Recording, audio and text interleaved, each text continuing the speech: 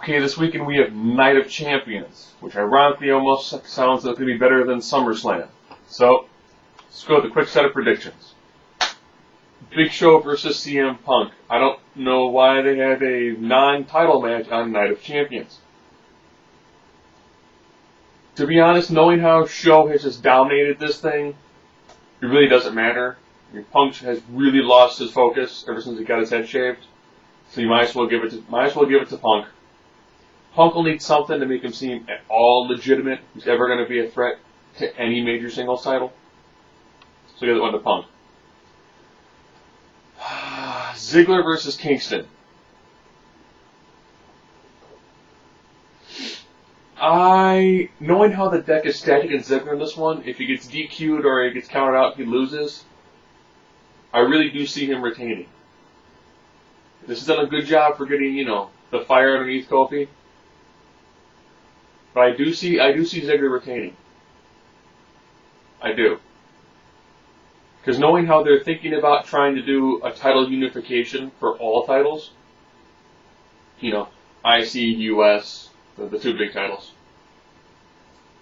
it will be more interesting to see Ziggler lose it to a face, maybe somebody like Caval, and then that way, then the unification match would be someone like Caval versus maybe someone like Daniel Bryan. So, going from that, let's go to the US title match. The Miz versus Daniel Bryan. The common logic dictates that if you happen to win, the show before the pay-per-view, if you went on the go-home show, it normally means you tend to lose the pay-per-view. So,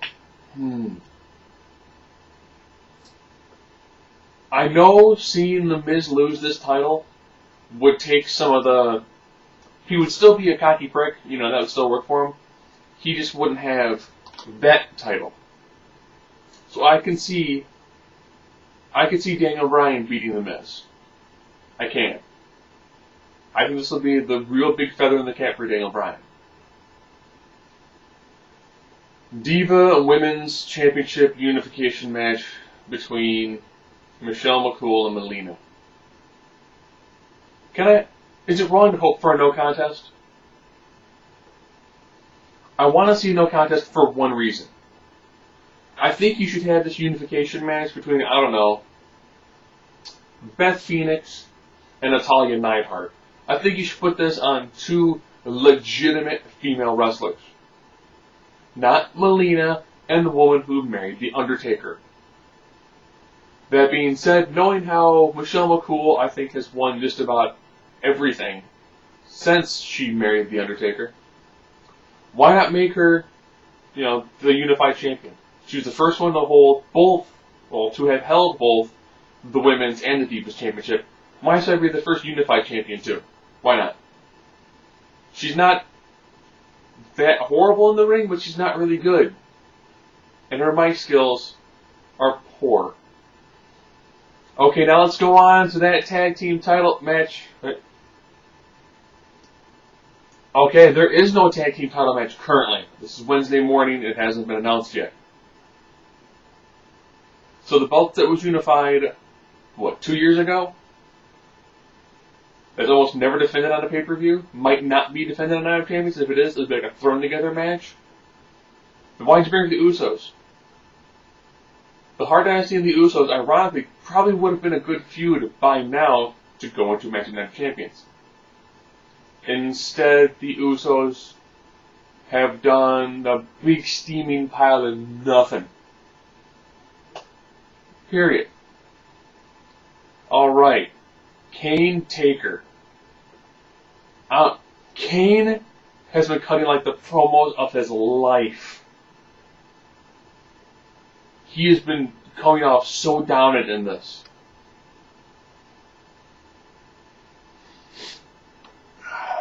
And I know they're gonna, I think the next one's Hell in a Cell. I think that's what was Hell in a Cell. And I really do see this feud carrying over to Hell in a Cell. Because Kane Taker Hell in a Cell for the title sells so beautifully. So I do see Kane retaining. 6-pack challenge. Elimination match. This should be an absolutely phenomenal match. You have 6 guys who can really go.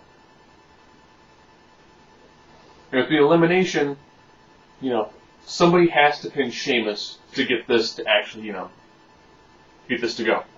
This also allows them to actually do feuds out of this match. Okay. Man. Cena, Orton, Sheamus, Edge, Jericho, Barrett.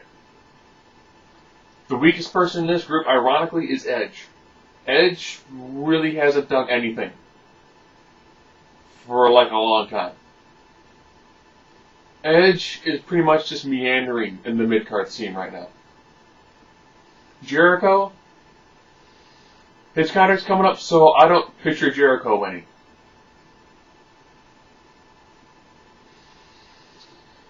Barrett, it would be unique to see Barrett win. It really would. I don't think now's his time, though. I think Barrett's really close, and I can see Barrett between now and then of the year becoming champion. I just don't see it at Night of Champions. Sheamus. I like the guy and all, and I think he's a real great talent. I think he's going to go places. However, he actually needs to win a match to legitimize himself as champion. I have a hard time seeing he's going to win this match. Cena. I don't see the belt going on Cena either. I do picture Orton being the one to take off with this. I definitely do see... I think Orton is the one who takes this title right now. I think Orton's got enough beef with just about everybody else. In fact, he plays a perfect tweener role. You toss a title on him, you have him actually go on a dominant defense streak. At least for a couple of months. Because we haven't had that. With Sheamus, it's been cowardly wins or DQs. The last good Sheamus win was against Triple H. Beyond that, he's had matches where he just comes off looking like, the cowardly powerhouse. Which makes no sense at all. So I do see Orton winning this. Now, a flip side would be awesome to see, somebody like Cena win this. And then at Miz, if he loses this title, cash in the Money in the Bank. Because we're going to should be suitably beaten down. Would it be awesome to see the Miz walk out of Chicago as a world champion? Yes, it would be awesome. Could I see it happen? Potentially. If not, I do see Orton being the more than likely person to win this. Or who knows? Maybe Sheamus might actually pin somebody in a wrestling match with his championship on the line, and it'll actually come off looking decent. So, going back through this, I'm going to go with Orton, Kane, Daniels, Ziggler, Punk, and man, I really couldn't care less who wins that unification match, but might as well go with Michelle McCool.